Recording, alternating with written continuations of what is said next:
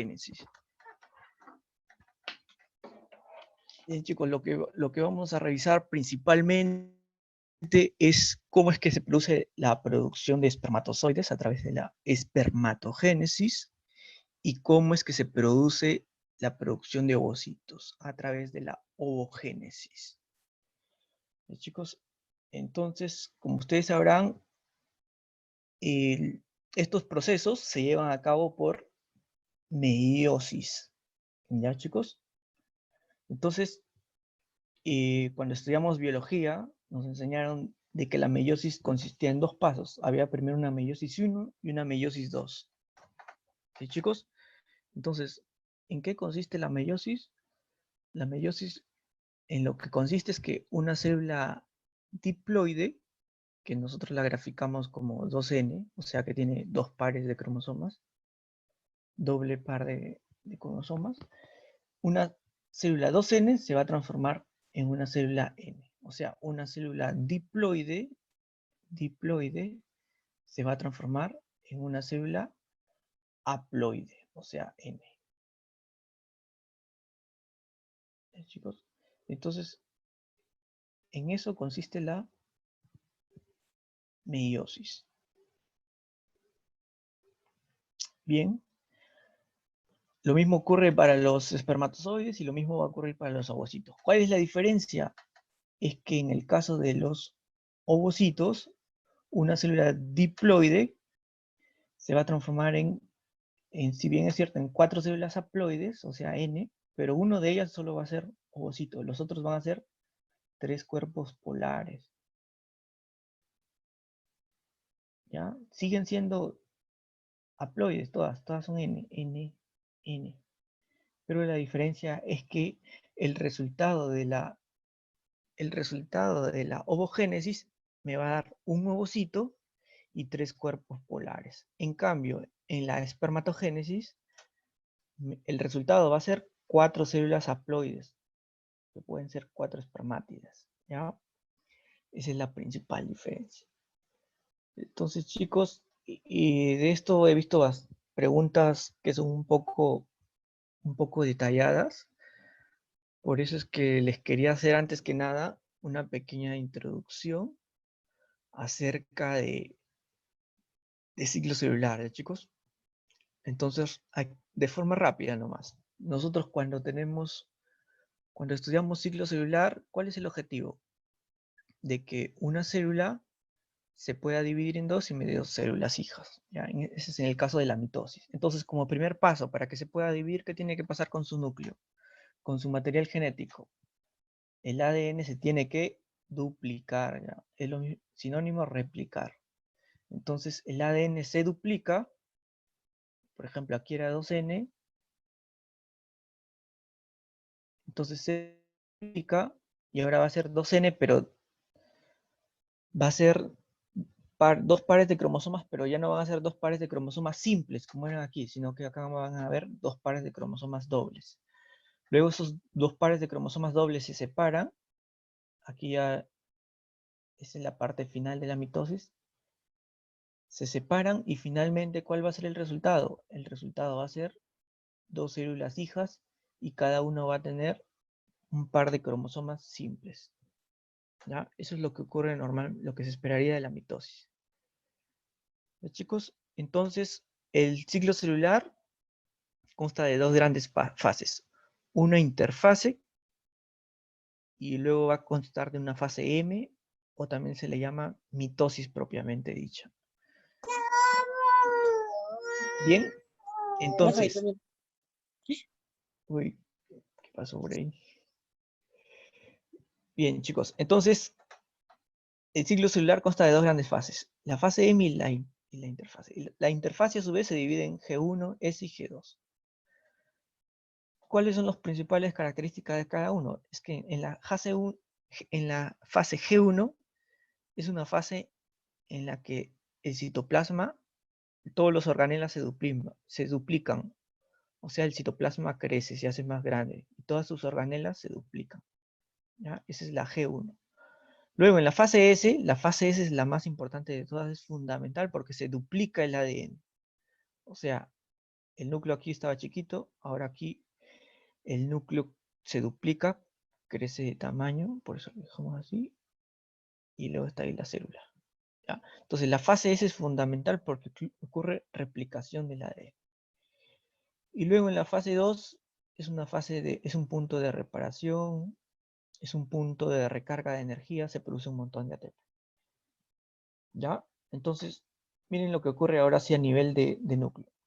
Nosotros aquí estamos acostumbrados. Cuando vemos un cromosoma, recordamos que tiene su brazo P y su brazo Q. Nosotros a veces lo dibujan con una X, ¿ya? ¿No? Entonces, cuando lo dibujan con una X, ese es un cromosoma duplicado.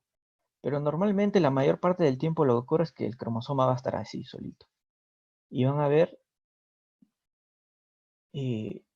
estos 23 pares de cromosomas simples, ¿ya?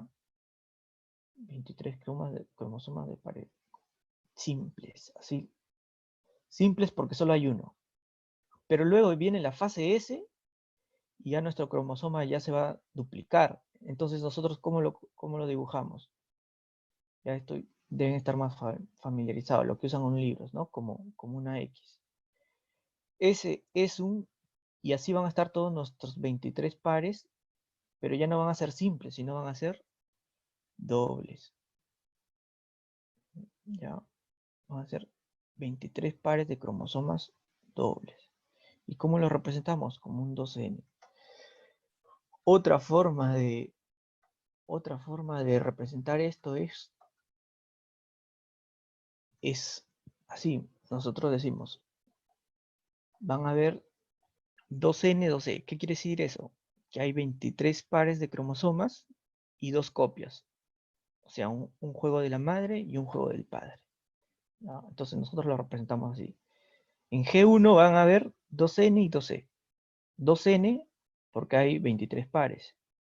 Y 2C porque hay dos copias. Una copia es de la madre y una copia es del padre. Hay en total 23 pares de cromosomas simples. En la fase S, ¿qué ocurrirá en la fase S? En la fase S van a ver los cromosomas se duplican, habíamos dicho. Entonces, van a haber 23 pares, pero dobles. Entonces, ¿cómo se grafica eso? 2N, siguen habiendo 23 pares, ¿no?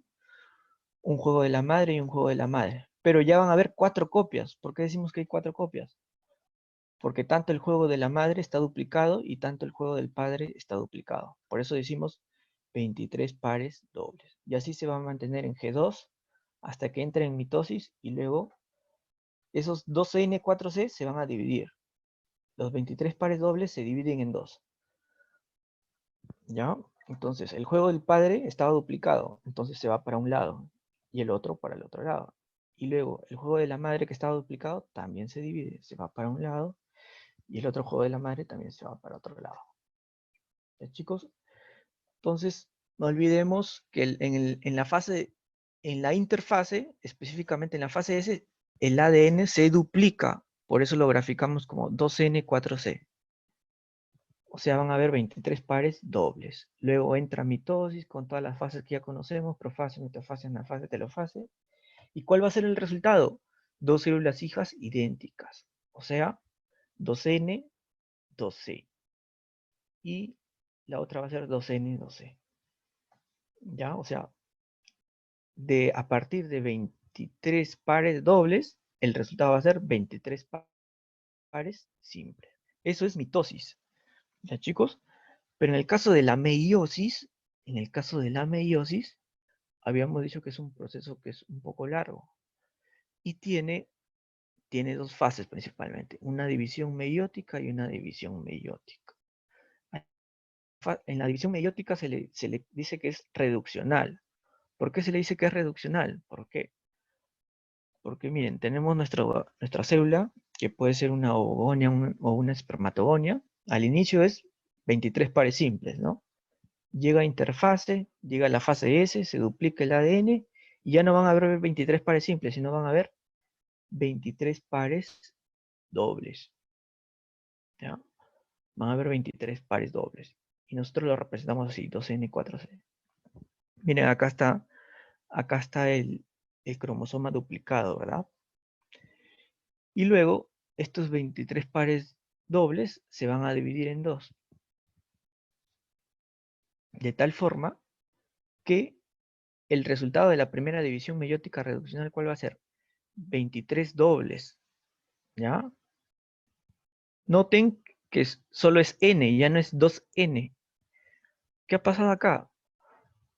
Lo que pasa es que el juego del padre sigue duplicado, pero se ha ido de para un lado. Y el otro juego de la madre sigue duplicado, pero se ha ido para otro lado. Por eso hay 23 dobles. Acá van a haber 23 dobles de la madre y 23 dobles del padre. Luego, la meiosis 2 continúa con una división meiótica que es ecuacional. ¿Qué quiere decir eso? Que ya la división es igual, mantiene el número de cromosomas. O sea, estos 23 dobles se comienzan a dividir. Por un lado, van a dar origen a 2 células. Por lo tanto, el resultado, ¿cuál va a ser? 23 simples, o sea, N y C por un lado y N y C por otro lado. Lo mismo va a ocurrir con los otros 23 dobles que están abajo, ¿no? 23 simples por un lado y 23 simples por otro lado. ¿Cuál es la conclusión de todo esto? Es que la célula empezó como una célula diploide, 2N. ¿Y cuál va a ser el resultado final? Una célula haploide, o sea, N. Chicos, eso han preguntado en el examen. Ahora, otro detalle, ya lo vamos a ver más a profundidad cuando veamos espermatogénesis y ovogénesis. Otro detalle es que el resultado de la meiosis 1, nosotros le vamos a llamar espermatocito secundario o espermatocito ovocito secundario, ¿ya? Lo que pasa es que quien entra en la meiosis 1 siempre va a entrar algo primario, ¿ya? Puede ser un espermatocito primario, atraviesa la meiosis 1 y va a dar como resultado un espermatocito secundario. Entonces, moraleja, todo lo que entre en meiosis 1 va a dar como resultado algo secundario. Y siempre lo que entra en meiosis 1 tiene que ser primario, ¿ya? Entonces, también lo mismo. Un ovocito primario entra en meiosis 1 y ¿cuál va a ser el resultado? Un ovocito secundario. ¿Ya, chicos? Entonces, chicos, esta es una introducción que ya supuestamente en biología en algún momento la habíamos estudiado, solo era para recordar. Entonces, ya para finalizar esta introducción, una vez más hago hincapié en las diferencias entre meiosis y mitosis. En la meiosis, una célula diploide da origen a 2 células hijas idénticas, que siguen siendo diploides. En cambio, en la meiosis, una célula diploide va a dar origen a 4 células haploides. ¿Ya, chicos? No olviden que la primera meiosis es la reduccional. ¿Por qué? Porque una célula diploide aquí y luego me va a dar una célula haploide. No olvidar que la meiosis 1 parte desde, por ejemplo, en el caso del espermatozoide, parte de un espermatocito primario y me va a dar origen un espermatocito secundario. Por lo tanto, el espermatocito primario siempre va a ser diploide, mientras que el espermatocito secundario va a ser haploide. Ya, chicos, eso les menciono y les hago hincapié porque es pregunta de examen, ¿ya? La meiosis 1 parte de una célula haploide y da origen a una célula diploide, ¿ya? Y luego en la meiosis 2, estas células haploides se dividen en 2. Lo que pasa es que estas células haploides de acá, que puede ser un espermatocito secundario, un ovocito secundario, están duplicados sus cromosomas. Miren aquí, están duplicados. Están copiados. Por eso es que se pueden dividir en 2. Ya, chicos, entonces ese es el resumen de todo. Un detalle más que pueden preguntar. Bueno, ya de forma general, viendo diferencias entre espermatogénesis y ovogénesis, es que la espermatogénesis se produce en los testículos, específicamente en el túbulo seminífero, mientras que la ovogénesis se produce en los ovarios. No olvidemos que parte de una célula diploide, todo, la más básica va a ser la espermatogonia, mientras que en el caso de la ovogénesis, la más básica va a ser la ovogonia.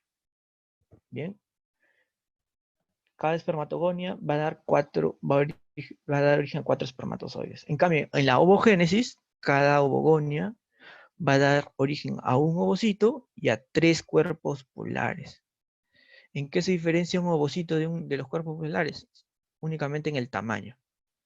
¿Ya? El ovocito tiene bastante citoplasma, en cambio los 3 cuerpos polares tienen poquito citoplasma nomás. Desde el punto de vista genético son idénticos. Tanto los cuerpos polares como los ovocitos son células haploides, o sea, N. Bien. En la meiosis 1 el material se divide equitativamente, en cambio en la meiosis 1 de la ovogénesis no se divide equitativamente, ya que da origen a un ovocito y a un cuerpo polar. Bien. ¿Cuándo empieza la espermatogénesis en los varones? Empieza desde la pubertad y dura prácticamente toda la vida. En cambio, en la mujer empieza en una etapa prenatal, pero dura simplemente hasta la menopausia, que es más o menos hasta los 50 años. ¿Ya? Es por eso que un abuelito de 70 años tranquilamente puede seguir haciendo espermatogénesis, claro, de menor calidad, pero igual eh, puede lograr un embarazo, ¿ya, chicos? Entonces, chicos, esa era la introducción. Entonces ya vamos a ver propiamente la espermatogénesis. Chicos, hasta aquí, ¿alguna pregunta? Están preguntando por el caso y la práctica. Ya, muy bien. Luego lo vamos a repasar. Chicos, ¿hasta aquí alguna pregunta, alguna duda? Miren, para recapitular una vez más, chicos, esta diapositiva es fundamental porque prácticamente está el resumen de todo. ¿Ya, chicos? Entonces, miren, pregunta número 1. Espermatozoide. ¿Dónde se realiza la espermatogénesis? Respuesta, en los túbulos seminíferos. ¿Cuándo inicia la espermatogénesis? En la pubertad. Y más o menos dura 70, 60 días. ¿Ya? Ya, desde que un espermatogonio se transforme a un espermatozoide, todo ese proceso dura 70 días más o menos. Es, chicos, 2 meses. ¿Y cuándo termina? Continúa hasta la muerte. Lo que les decía, un abuelito de 70 años tranquilamente puede seguir haciendo espermatogénesis. En cambio, en la mujer, ¿dónde se realiza la ovogénesis? En el ovario. ¿Cuándo inicia? Inicia en una época prenatal, en el periodo prenatal. ¿Y cuándo termina? Termina hasta la menopausia, más o menos a los 50 años. Otra diferencia que vamos a ver entre la espermatogénesis es continua ya. El ovogonio sigue todas sus divisiones en 70 días, no para. En cambio, en la génesis hay 2 interrupciones. Entonces esas son preguntas de examen. ¿Ya? Hay una introducción más o menos del ovocito primario que queda detenida en la primera división meiótica. ¿Ya? O sea, en meiosis 1, ahí hay una primera detención. ¿Ya? Que luego hay una segunda detención, que es más o menos en meiosis 2, específicamente en metafase 2. ¿Ya? En metafase 2 está la segunda detención. Por eso decimos que la ovogénesis es un proceso discontinuo. En cambio, la ovogénesis es continuo, no hay interrupciones. ¿Bien? ¿Qué más? ¿Qué otra característica tenemos del espermatozoide? El espermatozoide necesita madurarse, ¿ya? O sea, una vez que acaba la espermatogénesis, me van a dar origen a 4 espermátidas. Pero estas espermátidas son gametos inmaduros, necesitan madurar. Esos espermátides necesitan transformarse en espermatozoides. ¿Cómo se llama el proceso en el que un espermátide se transforma en un espermatozoide? Eso se llama espermiogénesis, ¿ya? ¿Y dónde ocurre esa maduración? Ocurre en el epidídimo, ¿bien? Y luego, ahí no basta, no crean que el espermatozoide ya está listo, ya puede fecundar. No, sí, necesita otro proceso que se llama el proceso de capacitación. En el proceso de capacitación eh, hacen que se pierdan unos glucoproteínas del acrosoma, de la zona del acrosoma, y hacen que el espermatozoide tenga mayor capacidad para fecundar al ovocito. Chicos? Entonces, dos procesos importantes, maduración y capacitación. Maduración consiste en que el espermatozoide va a ganar más movilidad y también va a perder un poco de citoplasma. Eso ocurre en el epidídimo en su mayor parte, ¿ya? Porque también en el conducto diferente ocurre una parte, pero si preguntan por maduración, epidídimo, ¿bien? Y otro proceso, capacitación, donde ocurre en el tracto reproductor femenino, específicamente en el útero, ¿ya? En el útero, ahí va a ocurrir la capacitación. Luego, otra característica del espermatozoide es que es móvil por su flagelo, en cambio el ovocito es inmóvil, ¿no? Y luego tenemos que el espermatozoide o el espermatocito secundario va a tener dos formas. O bien va a ser 23X o bien va a ser 23Y. O sea, o bien va a aportar el cromosoma sexual X o bien va a portar el cromosoma sexual Y. En cambio, el ovocito siempre va a ser 23X, no hay otra. Por lo tanto, pregunta, ¿quién determina el sexo cromosómico en un nuevo ser vivo? Entonces, la respuesta, en el caso de los humanos, el, el espermatozoide va a ser el responsable de determinar el sexo. Por eso, algunos cuando dicen, tú solo me das hijas mujeres, no me puedes dar un hijo varón. En algunas sociedades machistas, cuando dicen eso es falso, ¿verdad? Eh, el único responsable de determinar el sexo va a ser el padre. ¿Ya, chicos? Y bueno, el tiempo de vida media promedio un espermatozoide de 3 días, mientras que el ovocito 24 días.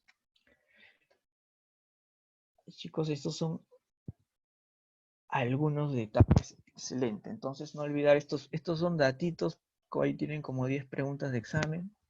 Y ya a modo de resumen, no olvidemos que, por ejemplo, este es un túbulo seminífero.